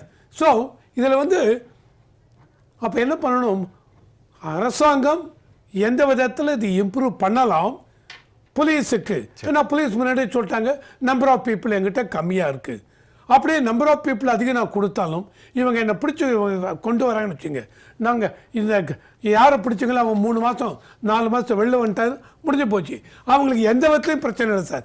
இவர் முன்னாடி சொன்ன மாதிரி எனக்கு வேற தொழிலே தெரியாது, இந்த ஈரானியன் இதுதான் தெரியும், அவங்களுக்கு இதுதாங்க தெரியும். இந்தியாவில் பவேரியான ஒரு கும்பல் இருக்கு, ஈரானிய கும்பல் இருக்கு, மேவாட்னு ஒரு கும்பல் இருக்கு, நான் சொல்றேன் மேவாட். ஸோ எங்களுக்கு வேற வேலையே தெரியாது சார். ஸோ இதை வந்து நான் என்ன பண்ணுவேன், என்னுடைய அதான் ஈரானியன் இதை பொறுத்த வரைக்கும் ஆக்குபேஷனல் ரிஸ்க். இது எனக்கு இதான் ஆக்குபேஷன், இதில் ஒரு ரிஸ்க் இருக்கு. ஓகே, அந்த ரிஸ்க் என்ன, என்னை பிடிச்சா நேற்று சொன்ன மாதிரி சுட்டு கொண்டுருவாங்க, தட் இஸ் ரிஸ்க். ஆர் என்னை பிடிச்சி 5 மாதம் ஜெயிலில் போடுவாங்க, ஜெயிலுக்கு போயிட்டு வரேன், ஃபேமிலி உங்களுக்கு எல்லாம் ஏற்கனவே பண்ணி வச்சுருங்க, 5 மாதம் கழித்து வெளில வந்து மறுபடியும் எனக்கு இதான் சார் தெரியும், வேறு தெரியாது. அப்போது இது எப்படி தடுக்கணும் என்ன, இதை தான் காவல்துறை செய்யணும். அப்படி இருங்க. எஸ். இப்போ நான் கேட்குறேன், இந்த கொள்ளையர்கள்லாம் பேசுகிற ஒரு பக்கம் இருக்கட்டும், இப்போ பிரச்சனை என்ன தமிழ்நாட்டில்? இப்போ நேற்று ஒரு சந்தேகம் எனக்கு, நீங்கள் குறிப்பிட்ட டைமில் நிறைய பதில் சொல்லணும். இவனை கொண்டு போன இடத்துல எந்த இடம், தரமணியில் சுட்டு கொண்டாங்கிறான். இப்போ போலீஸ் டிப் இதில் ஒரு சந்தேகம் எனக்கு வருதுன்னா, நான் சர்ச் பண்ணோன்னா அவனுடைய உடலில் என்னெல்லாம் இருக்குன்னு போலீஸ் பார்க்குமா, இல்லை உடனே வண்டியில் ஏற்றி கொண்டு போயிடுவாங்களா? ஒருத்தனை பிடிக்கிறாங்க, சட்டையை கலத்து கையை கலத்து எல்லாம் பார்ப்பாங்கல்ல. இப்போ ஆனால் போலீஸ் ரிப்போர்ட் என்ன சொல்லுதுன்னா, அவர் இங்கேருந்து நாங்கள் தரமணிக்கு கொண்டு போனோம், கொண்டு போகிற வழியில் தான் அவன் எடுத்து துப்பாக்கி எடுத்து சொல்லி. இல்லை அதான் கொஞ்சம் உங்களுக்கு கிளாரிஃபிகேஷன் சொல்லிடுறேன். அதாவது அந்த பைக் எங்கே இருக்குது அப்படின்னு சொல்லி அவன்கிட்ட கேட்டதாகவும், அங்கே இருக்குது ஒரு இடத்துல அப்படின்னு சொல்லி கூட்டிகிட்டு போனதாகவும், கூட்டிட்டு போய் அந்த பைக்கில் உள்ள மறைச்சி வச்சிருந்த, அதாவது அந்த இதில் காட்டிக்கிட்டே இருக்காங்க, அதை எடுத்து சுட்டான், ரெண்டு ரவுண்ட் சுட்டான், நாங்கள் ஒரு ரவுண்டு திருப்பி சுட்டோம், அவன் இறந்து போயிட்டாங்க அப்படிங்கிறதான். ஆமாம், அதில் தான் வந்து இப்போ வந்து அதே மாதிரி தான் ரெக்கார்ட் பண்ணியிருக்காங்க. அதுதான் கமிஷனர் வந்து ப்ரெஸ் மீட்லையும் சொல்லியிருக்காங்க. பட் இந்த இது நடந்ததெல்லாம் நீங்கள் சொன்ன சந்தேகங்கள்லாம் இந்த விஷயமா ஒரு எஃப்ஐஆர் பதிவு செய்யப்படும். சுட்டு கொல்லப்பட்டதற்கு, என்கவுண்டருக்கு. அதை வந்து யார் விசாரிப்பாங்கன்னா ஒரு மேஜிஸ்ட்ரேட் விசாரிப்பாங்க. அவங்க தான் இன்குவெஸ்ட், பிரேத விசாரணை நடத்துவாங்க, பிரேத பரிசோதனைக்கு ரிக்வெஸ்ட் கொடுப்பாங்க. அவங்க தான் வந்து அந்த இன்வெஸ்டிகேஷன் ரிப்போர்ட்டை கொடுப்பாங்க. அதே மாதிரி மனித உரிமை ஆணையம் இருக்கு இல்லையா, அவங்களுக்கு வந்து இந்த எஃப்ஐஆர் காப்பி 24 மணி நேரத்துக்குள்ளே போகணும். அதே மாதிரி அந்த போஸ்ட்மார்ட்டம் நடக்குது இல்லையா, மோர் தென் ஏ டாக்டர் பண்ணுவாங்க, அதை வீடியோ எடுத்து அதுவும் மனித உரிமை ஆணையத்துக்கு போகணும். இந்த ரிப்போர்ட்டும் இதுக்கு பேரலாக போலீஸ் இன்னொரு தரப்பில் சிபிசிஐடி வச்சு விசாரித்து 2 ரிப்போர்ட்டும் கவர்மெண்ட்டுக்கு போகும். இதில் வந்து நீதித்துறை நடுவர் இருக்கார், அவங்க விசாரிக்கிறாங்க. அதே மாதிரி மருத்துவர் அவங்க தான் போஸ்ட்மார்ட்டம் பண்ணுறாங்க. இந்த விசாரித்த ரிப்போர்ட்டு இது போய் எந்த சூழ்நிலையில் இது நடந்தது, யார் மேலே தவறு அப்படின்னு சொல்லி இங்கே கொடுக்குற ரிப்போர்ட்டை கவர்மெண்ட்டுக்கு ஒத்துக்கலாம். ஒத்துக்காமல் அன்ஜஸ்டிஃபைடுன்னு சொல்லி அந்த சம்மந்தப்பட்ட அதிகாரிகள் மேலே கொலை வழக்காக பதிவு செய்து அந்த வழக்கை வந்து மாற்றி அவங்க பேரில் ப்ராசிக்யூஷன் பண்ணலாம். அதுக்கு வாய்ப்பு இருக்குது. இப்போ டக்குன்னு அடுத்த கேள்வி, என்கவுண்டர் செய்வதன் மூலம் இந்த அருண் கமிஷனர் வந்திருக்கார் இல்லையா, 4 கொலைகள், சி சிங் ராஜா கொலை இல்லை, என்கவுண்டர், அரசாங்கம் சுட்டு அது கொலை அல்லவே, சி சிங் ராஜா, அப்புறம் திருவேங்கடம், இன்றைக்கு முகமது குலாம், ஏற்கனவே யாரு காக்காத்தோப்பு பாலாஜி. இதனால் பிரச்சனைகள் தீர்வு ஏற்பட்டு விடுமா? நிரந்தர தீர்வுக்கான வழி என்ன? இது ஒரு பரபரப்பாக இருக்கும். The hectic talk is going on. அவ்வளோதான், பரபரப்பான பேச்சு, அவ்வளோதான். அதாவது இது தீர்வுன்னு சொல்ல முடியாது.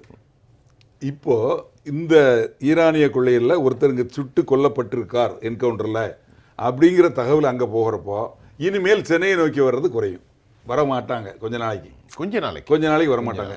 இப்போ நீங்கள் சொன்னீங்கல்ல முதல்ல அந்த ஆம்ஸ்ட்ராங் கொலை வழக்கை ஒட்டி ஒரு 3 பேர் திருவேங்கடம், சி சிங் ராஜா ஆந்திராவில், ஆமாம், காக்கத்தோப்பு பாலாஜி ஆந்திராவில் நடக்கிறது, சி சிங் ராஜா இங்கே தான் என்கவுண்டரும். சரி, ஆக அந்த சமயத்தில், அதாவது என்னோட பார்வையில் சொல்ல சரியாக இருக்கலாம், தவறாக கூட இருக்கலாம், அந்த சமயத்தில் அதை ஒட்டி பாருங்க, அந்த மர்டர் வந்து ரேட் கம்மியாகிட்டு இருக்கும், குறைஞ்சிருக்கும். அந்த டைமில் அந்த சமயத்தில் குறைஞ்சிருக்கும். ரவுடிகளுக்கு ஒரு பயம் இருக்கும். ஆனால் இதுதான் தீர்வு அப்படிங்கிறது இல்லை, அதுதான் கேட்குறேன். அது தீர்வு கிடையாது. நீங்கள் சொன்னீங்க இப்போ தமிழ்நாட்டுக்கு வர மாட்டாங்க, ஆனால் பெர்மனண்டாக today and day after what happen tomorrow.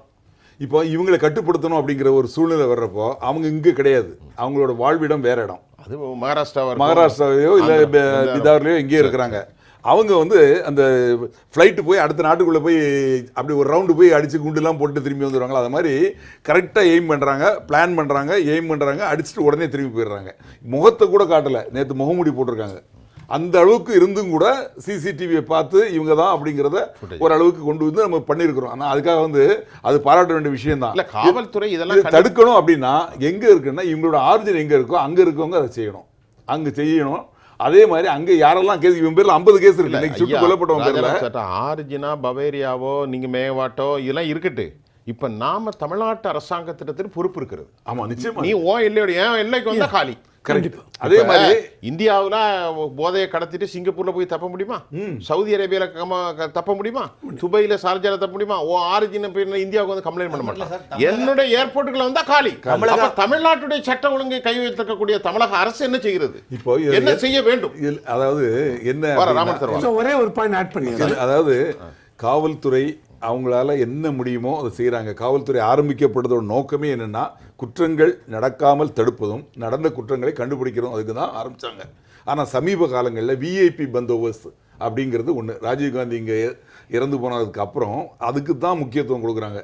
உளவுத்துறை காவலர் கூட அந்த பந்தோபஸ்தில் தான் போய் நிற்கிறார், அந்த அளவுக்கு ஆகிப்போச்சு.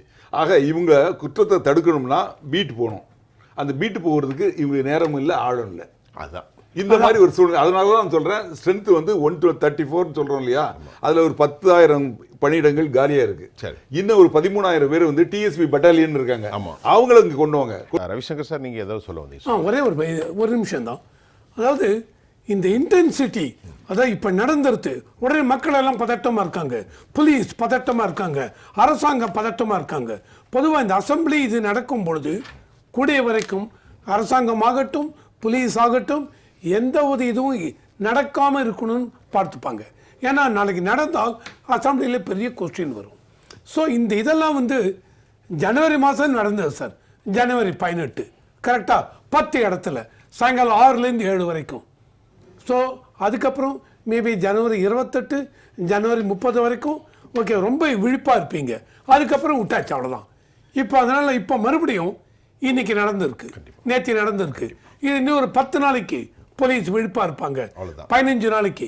அதுக்கப்புறம் இந்த இன்டென்சிட்டி போயிடும். மறுபடியும் 2 மாதம் கழிச்சு அவங்க ஆள் அனுப்புகிறாங்க, ஓகே எல்லாமே ஃப்ரீயாக தான் இருப்பா, வாப்பா வந்து அடிப்பாங்க. இதுதான் ப்ராப்ளம். அதுதான் நான் ராஜாராம் சார்ட்ட கேட்டா பெர்மனன்டான சொல்யூஷன், பர்மனன்ட் கன்சிஸ்டண்டா கான்ஸ்டண்டா இந்த ஒரு விழிப்புணர்வு, இந்த patrolling and as I said earlier, number of police Chennai and suburb இதில் இன்க்ரீஸ் பண்ணுங்க, கான்ஸ்டண்டா ஏன்னா பெட்ரோல் சபப்ல தானே அவன் தப்புறான். தப்புறோம். இப்ப இன்னைக்கு பிளைட்ல போற எல்லாரும் போக மாட்டானே, ஒரு மாவட்டத்துல இருந்து மற்றொரு மாவட்டத்துக்கு போகும்போது கண்டிப்பா. செங்கல்பட்டுல இருந்து நமக்கு அதை பண்ணும். சரி ராமன் சார், உங்களுடைய நிறைவு கருத்து. இந்த ஈரானிய கொள்ளையர்களை எங்கேயோ ஒரு இடத்துல பிடிச்சிட்டாங்கன்னா அந்த அட்ரஸை கேட்டு விசாரித்து காவல்துறை அந்த சம்மந்தப்பட்ட அவங்க வீட்டில் போகும்போது ஒரு 5 போலீஸு போதும்னு வச்சுருங்களேன், அந்த கூட்டமே அவங்களோட உறவினர்கள்லாம் ஒன்று சேர்ந்து காக்கா மாதிரி நின்று அவங்கள போலீஸு உள்ளே விட மாட்டாங்களாம். அவ்வளோ அநியாயம் பண்ணி அவ்வளோ ரவுடிசம் பண்ணுவாங்களாம். அதேமாரி அந்த குற்றவாளியை கைது செய்து நீங்கள் பண்ணால் அதுக்கு ரெடிமேடாக அவங்க ஃபர்ஸ்ட் பண்ணி ரெடியாக வச்சுருக்கிறாங்க. கைது, ஜெயிலு, பெயிலு 3 ஒருங்கிணைந்து அவ்வளோ. அதாவது இந்த இந்த இந்த கொள்ளைக்கு தேவையான அவங்க கைது பண்ணால் என்ன செய்யணும், அது பெயிலுக்கு என்ன பண்ணணும், எல்லாமே ரெடிமேடாக ரெடியாக வச்சுருக்காங்களா சார்? நம்ம பிசினஸ் அதானே சார். ஆமா, அதாவது திரைகள் பார்ப்போம். அதாவது நம்முடைய நாட்டு மாநிலத்தினுடைய ஆண்களோ பெண்களோ படித்து கஷ்டப்பட்டு வெளிநாட்டில் வேலைக்கு பார்க்கணும், 5000 ரூபா இந்தியா மதிப்பீடை விட ஒரு 50-10 ரூபா கூட சம்பளம் கிடைச்சா அதுவே நம்ம குடும்பத்துக்கு நல்ல செஞ்சுட்டு எத்தனை வருஷமா அந்த பிள்ளைகள் வந்து 10 வருஷம் 15 வருஷமா இருக்கிறாங்க. எத்தனையோ பேர் ஆமா, அதாவது கல்யாணம் பண்ணி 1 மாசத்துலேயே போனவங்க எத்தனையோ லட்சக்கணக்கான பேர் இருக்கிறாங்க. ஒரு சம்பவத்தை சொல்றேன். இன்னைக்கு இஸ்ரேல்ல மக்கள் வாழ முடியாது. டெல்லவியூல இங்க இருந்து கூலிக்கு வேலைக்கு போறான், ஜார்க்கண்ட்ல இருந்து. அந்த குடும்பத்தை காப்பாத்துறதுக்கு நான் செத்தாலும் பரவாயில்லன்னு போகுது. ஆமா ஆமா. அதே போல அரபு நாடுகளில் பார்த்தீங்கன்னா கண்ணுக்கு கண் பல்லுக்கு பல், அந்த சட்டம் டைட் கரெக்டாக இருக்கிறனால பக்காவாக இருக்கனால உடனே பயந்து எந்த குற்ற இதுவும் வரல. ஆனால் இந்தியாவில் வந்து சட்டத்தின் வழியாக தப்பித்து போவதற்கு நிறைய இங்கே ஓட்டைகளுக்குனால எதை வேணாலும் செய்யலாம்னு ஒரு நிலைப்பட்டுக்கின்றது. ஆனால் தமிழ்நாட்டை பொறுத்தவரையிலும் இது போன்ற விவகாரங்களில் முதலமைச்சர் குறைந்தபட்சம் உளவுத்துறை, உங்களுடைய காவல்துறை உளவுத்துறை என்ன செய்கின்றது, இந்த ரிப்போர்ட்டை சரியாக நீங்கள் ஃபாலோ பண்ணணும். ஏன்னா உங்கள்கிட்ட தகவல் சரியாக வரவில்லையோ, அதாவது எப்பவுமே தலைமை பீடத்தை குளிர்பாட்டுறதுக்காக ஒரு டீம் இருக்கும். அந்த டீம் வந்து உண்மையான மேட்டர் சொல்ல மாட்டாங்க. நல்லவர்களை அயோக்கியனாகளாகவும் அயோக்கியனை நல்லவர்களாகவும் சித்தரித்து ஒரு நோட்டு போட்டு கொடுப்பாங்க. அப்பா ரைட்டு சோப்பாவில் போய் சொல்ல மாட்டான்னு வடிவலி சொன்ன மாதிரி அந்த மாதிரி கதையாக போயிடுது. ஆகவே காவல்துறை கொடுக்கக்கூடிய தகவலும் சரி, இதை தாண்டி ஜெயலலிதா முதலமைச்சர் என்ன பண்ணுவாங்க தெரியுமா, இது போல் சம்பவம் நடக்கும்போது உளவுத்துறையிட்ட ரிப்போர்ட் வாங்குவாங்க. அதுபோல் ப்ரைவேட் டிடெக்டிவ் ஏஜென்சி ஒரு ரிப்போர்ட் வாங்குவாங்க. இது போக தனக்கு நம்பிக்கையான ஆளை கையில் வச்சுருப்பாங்க அதிகாரிகளை. நீங்கள் கொடுக்குற இந்த 3 வச்சு தான் நடவடிக்கை எடுப்பாங்க. அம்மையார் எடுக்கக்கூடிய ஒவ்வொரு நடவடிக்கைகளும் பாருங்களேன், எல்லாம் அதாவது என்கவுண்டர் போடணுன்னா கூட 1க்கு 10 வாட்டி யோசித்து அவசரப்படக்கூடாதுன்னு சொல்லி, ஏன்னா யாரும் பாதிச்சிடக்கூடாது நியாயமாக, அதாவது நியாயவாதிகள் பாதிச்சிடக்கூடாதுன்னு அந்த அளவுக்கு கண்ணே காவலின்னு இருப்பாங்க. ஆனால் கலைஞர் கூட அதில் பரவாயில்ல. ஆனால் தமிழ்நாடு முதலமைச்சர் மாண்புமிகு மு க ஸ்டாலின் அவர்கள் இது போன்ற சம்பவங்களில் உன்னிப்பாக காவல்துறை மட்டும் உங்களுடைய அரசு துறை எல்லா துறையிலுமே என்ன நடக்கின்றதுன்னு நீங்கள் உன்னிப்பாக பார்த்து இது உண்மையா ஆக்டா ஃபேக்டா என்று ஆராய்ந்து நீங்கள் செயல்பட வேண்டும். அப்போ தான் தமிழ்நாட்டு மக்களுடைய மனநிலை எப்படின்னா, மக்கள் இன்றைக்கி சொல்ல துயரங்கள் இன்னைக்கு நடந்து போனால் பயம், அந்த பாருங்க நடந்தால் பயம், வீட்டிலே வந்து கொள்கிறான், அதுக்கு மீறி ஏதாவது போயிட்டா கருத்து பேசினா அப்புறம் நீங்கள் சாக்கடையை மலத்தையும் கொண்டு ஊற்றுவீங்க. இதுக்கெல்லாம் நாங்கள் என்ன பண்ண முடியும்? இது மாதிரி ஒரு சூழ்நிலை இருக்குது. கருத்து கூட சொல்ல முடியாத ஒரு சூழ்நிலை தமிழகம் தள்ளி உள்ளது என்பது குறிப்பிடத்தக்கது. சுபாமா, நிறைவு கருத்து சுருக்கமாக. சார் 2 விஷயம் சார். நேற்று தரமணியில் நடந்த பெண் பாலியல் வன்கொடுமை அந்த விஷயம் வெளிச்சத்துக்கு வந்த போது அந்த நிர்வாகம் வந்து என்ன பண்ணிருக்காங்கன்னா, அந்த பெண் மேலதான் நடவடிக்கை எடுத்ததாக தெரிகிறது. அதற்காக தான் SFI மாணவர் அமைப்பு வந்து போய் போராட்டத்தை நடத்திருக்காங்க காவல்துறை மேல. அவங்க காவல்துறை மேல போராட்டம் நடத்தினது தப்பு தான். ஆனா அந்த நிர்வாகம் அந்த பெண் மேல நடவடிக்கை எடுத்தது எந்த விதமான நியாயம்? அதை தாண்டி அந்த இடத்துலயும் பாத்தீங்கன்னா மதுபோதை வந்து மிகப்பெரிய ஒரு ஏஜென்ட்டா அந்த இடத்துல ஆக்ட் பண்ணிருக்கு. அடுத்ததா நாம பேசிக் கொண்டிருக்கும் இந்த நாள்ல 2003ஆம் ஆண்டு 2 கிலோ தங்க கட்டி எடுத்துட்டு கோவையில வந்து ஒரு திருட்டு சம்பவம் நடந்தது. அதற்கு 22 ஆண்டுகள் கழித்து 2025ஆம் ஆண்டு 6 பேருக்கு 10 ஆண்டுகள் ஆயுள் தண்டனை வழங்கி தீர்ப்பு வழங்கப்பட்டிருக்கு. இந்த மாதிரி ஒரு சட்டத்தை தாமதப்படுத்துறதுனாலயே தான் குற்றங்கள் வந்து இங்க பெருகி வருது அப்படிங்கறத தான் நான் எப்பவுமே ஒரு கருத்தா வைக்க விரும்புறேன். சட்டத்தை ஹார்ஷா கொடுங்க, அதை சீக்கிரமா கொடுங்க, உடனடியா சடுதியா உடனே கொடுங்க. அதை வந்து லேட்டா கொடுங்க. தாமதிக்கப்பட்ட நீதி என்னைக்குமே அநீதி தான் சார், அது எந்த விஷயமாக இருந்தாலும். 3வதாக என் பார்வை என்னன்னா, ஒரு பக்கம் கொலை, அது வந்து நகைக்காக இருக்கலாம், படத்துக்காக இருக்கலாம், இல்ல ரவுடிக்காக இருக்கலாம், இல்ல மதுபோதைக்காக இருக்கலாம். ஒரு பக்கம் கொலை, இன்னொரு பக்கம் கொள்ளை நடவடிக்கைகள். குறிப்பாக வடநாட்டு பாணிகள்னு சொல்றாங்க. அந்த ஒரு ஊர் சைடு, கிராமத்து சைடு எல்லாம் தோட்ட வீட்டுல இருப்பாங்க இல்லைங்களா, வயதான பெரியவர்கள் அந்த மாதிரி, அவங்கள குறிப்பாத்து நடக்கிற கொள்ளை, அதாவது ரொம்ப ஹார்ஷா நடக்கிற கொள்ளை, வடநாட்டு பாணியில் கொள்ளைன்னு அதை மென்ஷன் பண்றாங்க. அடுத்தது அரசியல் கட்சி தலைவர்கள், ஒரு தேசிய கட்சியின் மாநில தலைவருக்கே இங்க தமிழ்நாட்டுல பாதுகாப்பு இல்லை அப்படிங்கறதையும் நம்ம பார்த்தோம். அதையும் தாண்டி இங்க வந்து ஒரு வக்கீல்கள் வந்து கோர்ட் வாசல்ல வெட்டப்படுறாங்க, நெல்லையில பார்த்தோம், கிருஷ்ணகிரியில பார்த்தோம். சோ இந்த மாதிரியான கொள்ளை சம்பவங்கள் நாளுக்கு நாள் பெருகி வருவதை எதை காட்டுகிறது அப்படின்னா, இங்க சட்டத்துறைக்கு இன்னும் கொஞ்சம் கூட பவர்ஸ் கொஞ்சம் லீனியண்டா கொடுத்து அவங்களுக்கான ஃபுல் ஃப்ரீடமா அவங்க என்ஜாய் பண்ண விடணும் சார். அவங்க வந்து யார் மேல வேணாலும் நடவடிக்கை எடுக்கலாம், இர்ரெஸ்பெக்ட் ஆஃப் அவங்களோட பேக்ரவுண்ட தாண்டி. அவங்க வந்து அரசியல் கட்சி பின்புலமோ இல்லைன்னா வேற ஏதாவது பெரிய விவிஐபி அதெல்லாம் இல்லாம குற்றம் அப்படின்னா இங்க யார் குற்றம் செய்தாலும் குற்றமே, குற்றவாளி அது யாராக இருந்தாலும் அப்படிங்கிற மாதிரியான ஒரு சட்டத்துறைக்கு ஒரு ஓபன் ஹேண்ட் கொடுத்தீங்கன்னா இது கண்டிப்பாக குறையும் அப்படிங்கிறது என்னுடைய பார்வை. ராஜாராம் சார், ஒட்டுமொத்தமா ஒரு நிமிஷம் ஒரு போலீஸ் அதிகாரியா ஒரு பெர்மனன்ட் சொல்யூஷன் இதை மாதிரி, அதாவது நம்ம இந்தியா வந்து ஜனநாயக நாடு, பெரிய ஜனநாயக நாடு, அதிக மக்கள் தொகை கொண்ட நாடு. இங்கே வந்து சட்டங்கள் வந்து அந்த சட்டத்தை வந்து நிறைவேற்றுறது அப்படிங்கிறது ஒரு ரொம்ப கடுமையான ஒரு சூழ்நிலை. அதனால தான் வந்து இவங்க துணிஞ்சு தவறு செய்கிறாங்க. அந்த சட்டத்தில் இவங்களுக்கு கடுமையான தண்டனைகள் அப்படிங்கிறது வந்து கொடுக்கப்படலை. ஒரு உதாரணத்துக்கு சொல்கிறேன், நிர்பயா வழக்கில் கீழமை நீதிமன்றம் தூக்கு தண்டனை கொடுத்துருச்சு. ஆனால் அதை நிறைவேற்றுறதுக்கு 7.5 ஆண்டுகள் ஆச்சு. கண்டிப்பாக அந்த அளவுக்கு நம்மளோட நீதி நிர்வாகம் வந்து அவ்வளோ ரொம்ப லைட்டாக திங்க் பண்ணுறாங்க. இதில் வந்து உடனடி நடவடிக்கை. இப்போ அரபு நாடுகளில் பாருங்கள், தவறு செஞ்சாங்கன்னா உடனே ஒரே வாரம் தான். ஆமாம். அதே மாதிரி இந்த போதைப் பொருள்லாம் சொன்னாங்க. கஞ்சா வந்து ஒருத்தர் எடுத்துகிட்டு வராரு, அதை வந்து அந்த பக்கத்தில் ஒருத்தர் உட்கார்ந்துருக்காரு, இது கொஞ்சம் பார்த்துக்கன்னு சொல்லிட்டு போகிறாரு. என்ன இருக்குன்னு இவருக்கு தெரியாது. ஆனால் காவல்துறை வந்து பிடிச்சிடுறாங்க. இது நடக்குது வந்து சிங்கப்பூரில். இவருக்கும் அதுக்கும் சம்மந்தமே கிடையாது. ஆனால் அந்த கஞ்சா இவர் பக்கத்தில் இருந்து அப்படிங்கிறதுக்காக இவருக்கு தூக்கு தண்டனை கொடுத்துட்டாங்க. அந்த அளவுக்கு இருக்குது. இங்கே வந்து NDPS ஆக்ட், போதைப் பொருள் தடுப்பு, அந்த ஆக்டில் வந்து முன்னாடி வந்து தவறு செஞ்சாச்சுன்னா 5 லட்சம் ரூபா அபராதம், 10 ஆண்டுகள் தண்டனை இருந்தது. இப்போ எவ்வளோ பொருள் சீஸ் பண்ணுறாங்களோ அதுக்கு இந்த மாதிரி தண்டனை. ரெண்டாவது வந்து அவங்களுக்கு வந்து 120 days கணக்கு வச்சுருக்காங்க. அதுக்குள்ளே சார்ஜ் ஷீட் போடலாம், அவங்கள ஜாமீனில் விட்டுடலாம். இப்போது லேப் வந்து கம்மியாக இருக்குது. லேபுக்கு அனுப்பிச்சு இதுக்கு இந்த பொருள் தான் அப்படின்னு சொல்லிட்டு சர்டிஃபிகேட் வாங்கினா தான் சார்ஜ் ஷீட் போட முடியும். அது போட முடியாத சூழ்நிலையில் ஆட்டோமேட்டிக்காக வெளியே வந்துடுவாங்க. இதோட எங்கிருந்து வருது அப்படின்னு அந்த ஆரிஜின் பார்த்தீங்கன்னா ஆப்கானிஸ்தான் அது மாதிரி போகுது. அங்கே போய் பிடிக்கக்கூடிய அளவுக்கு நமக்கு எந்த கெப்பாசிட்டி கிடையாது. ரெண்டாவது கஞ்சா எடுத்துக்கிட்டா பக்கத்தில் இருக்கக்கூடிய ஆந்திரா OTA பார்டருங்கிறாங்க, அந்த மாதிரி பகுதியிலேருந்து வருது. நம்ம காவல்துறை இங்கே தான் நடவடிக்கை எடுக்க முடியும், அங்கே போக முடியல. ஸோ இப்படி பல சிக்கல்கள் இருக்கு. ஆனால் நீங்கள் சொல்கிற மாதிரி இதுக்கு ஒரு நீண்ட கால ஒரு காம்ப்ரிஹென்சிவ் டாக் இருக்கணும். கண்டிப்பாக அதுதான் முக்கியம். நம்ம முடிச்சுக்கிட்டோம் நினைக்கிறேன். நேர்களை இன்றைக்கு சரியும் சட்டம் ஒழுங்கு தமிழ்நாட்டில் நடத்த என்கவுண்டர் இதற்கான தீர்வாக நிறைய பேசியிருக்கோம். ஒரு அச்ச சூழ்நிலை தமிழ் மக்களிடத்திலே, குறிப்பாக சென்னை போன்ற பிரதான மக்களிடத்தில் இருக்கிறது. ஒரு பேனிக்கும் ஒரு கலக்கமும் ஒரு பயமும் இருக்கிறது. மாநில அரசு இதை எப்படி கையாளப் போகிறது? காவல்துறைக்கு நம்ம பேசும்போது இருக்கிற 8 கோடி மக்களுக்கான 1,34,000 காவல்துறை அதிகாரிகளில் அரசியல் அதிகாரிகளுக்கு, அரசியல் தலைவர்களுக்கு பாதுகாப்பு கொடுப்பதற்கே காணாத நிலையில் மக்களின் பாதுகாப்பு கேள்விக்குறியாகிறதா?